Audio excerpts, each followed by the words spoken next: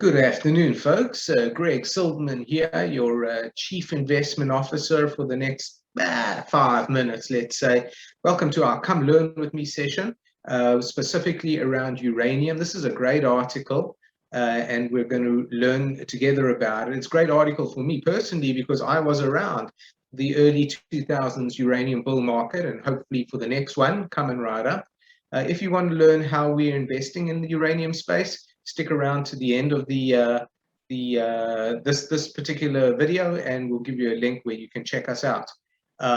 First of all, please subscribe to our channel. It's free, of course, and there's a wealth of information that you can pick up. So come learn with me, uranium. Let's go. This one comes from moneyweb.co.za, which is the South African money web. So that's where I'm from, and it's called the Uranium Squeeze. And for those of you who are not aware, there is a Reddit called Uranium Squeeze, which I'm not, it's not my Reddit, so I highly recommend you check it out as well. Okay, we see similar price runs in the early 2000s. Okay. Right, uranium, the commodity that provides us with nuclear fuel used to generate electricity in nuclear power stations, has surged to price levels last seen since 2015. Many are saying that the current market dynamics have created a uranium squeeze that could propel the commodity to extraordinary heights. This is not the first time we've seen substantial rise in the price of uranium. During the early 2000s, spot uranium ran from just 11 to 140. In fact, it ran from a low of 8 to 150, to be correct. And how do I know? Because I was there, bringing uranium stocks up with them. The question is whether we can see similar runs in the current uranium market. There's a chart. Yep, remember it well. I was speculating in uranium miners in Australia at the time. So that's where a lot of uranium comes from. I think they call Australia the Saudi of uranium. Okay, before going to the current dynamics, we're touching on what caused the 2004 to 2007 uranium price run and subsequent collapse. The run was fueled up by demand from utility companies needing uranium to power their reactors, uranium producers being forced to purchase in the spot market to cover commitments under long-term sales agreements, and inventory accumulation by both private and public uranium funds. Sound familiar, huh? It's what we're seeing today. The run ended in 2007. We don't want to tweet that. Go away. The run ended in 2007 due to market dynamics and overproduction, causing supply to get ahead of demand. The crash also happened to coincide with the global financial and subprime mortgage crisis, which caused markets to collapse worldwide.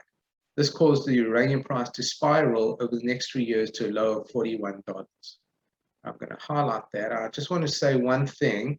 When you see a parabolic chart like that, you can expect the other side to be just as steep. We have another article coming up that you'll like, which speaks about that. So be sure to check our article section, just in general, talking about parabolic markets. And just as everyone had forgotten about uranium, in 2010, utilities, investors, and traders started becoming more active in the uranium space again. During this period, there was record volumes and buying in the spot market, causing the uranium price to jump 78% to $73 in less than a year. Sometimes known as the echo bounce, which is what that is. Echo bounce, echo from the collapse. Okay. Just as things seem to be gaining momentum, on March 11th, 2011, 3 nuclear reactors in Fukushima exploded after a major earthquake off the coast of Japan caused a tsunami to disable the power supply.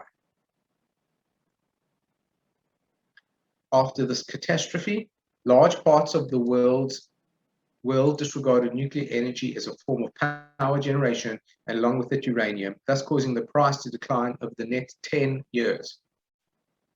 10 years can do a lot to market sentiment, let me tell you. 10 years of down prices. This brings us to the current market dynamics where the price of uranium is seemingly increasing at a rapid pace. The question is, what changed to cause the uranium price to start rising again?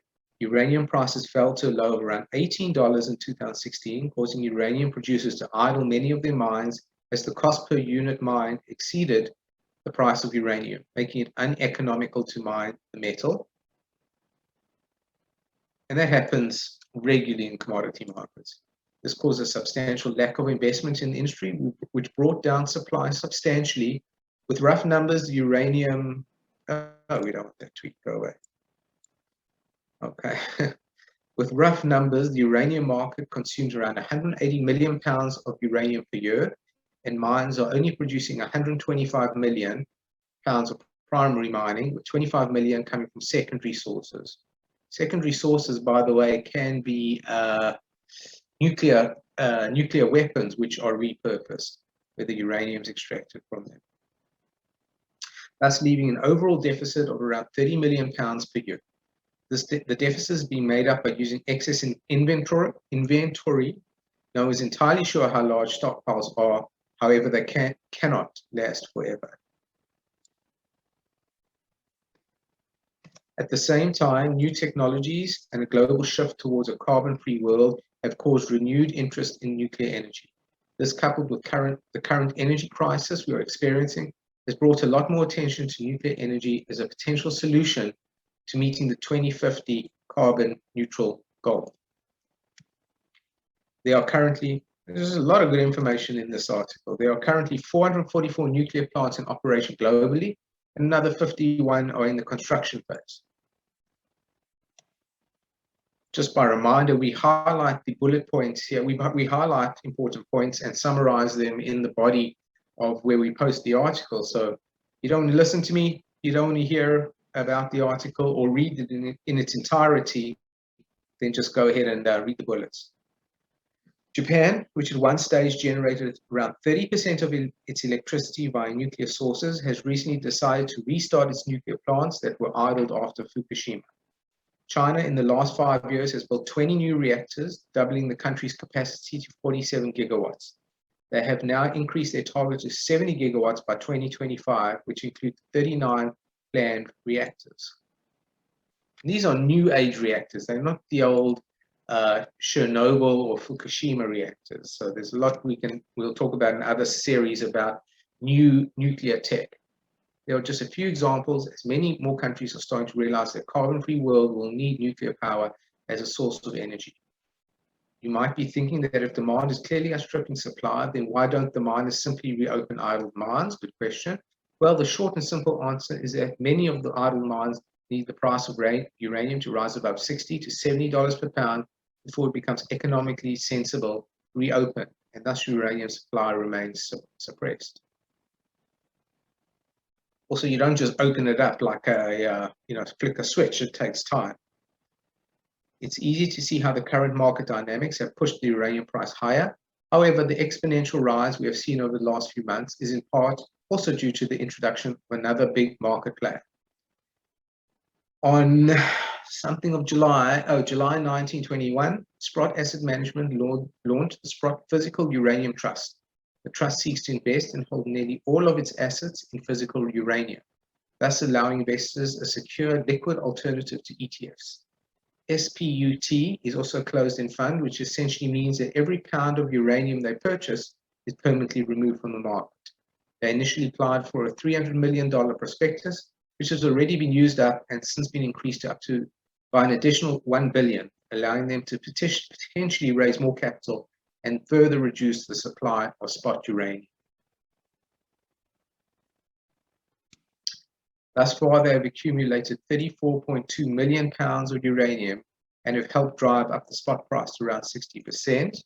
And you'll recall from a little earlier in the article, we said the annual deficit was about 30 million. Where is it now? Roughly 30 million pounds per year. So they've taken 1 year's deficit out of the market. To put this in perspective, the total spot volume of uranium in 2020 was 92.2 million pounds, meaning that Spot has managed to corner 37% of the total 2020 volume in just under 4 months. A play of this magnitude can undoubtedly bring much needed liquidity and price discovery to the opaque uranium market. Another big kick on the demand side for uranium is the recent announcement that Kazatomprom, the world's largest uranium miner, is to participate in a physical uranium fund, ANU Energy OEIC Limited. The fund, like SPUT, will hold physical uranium as a long-term investment and plans to raise 500 million for uranium purchases. So more uranium, physical uranium being taken off the market. The introduction of a new fund to assist SPUT in removing more uranium from the spot market could again provide further upward momentum. This, coupled with the limited supply and increased demand as a shift to decarbonize intensifies, could cause the uranium squeeze to intensify. Now, there you have it, guys. Great article by Mauro Forlin.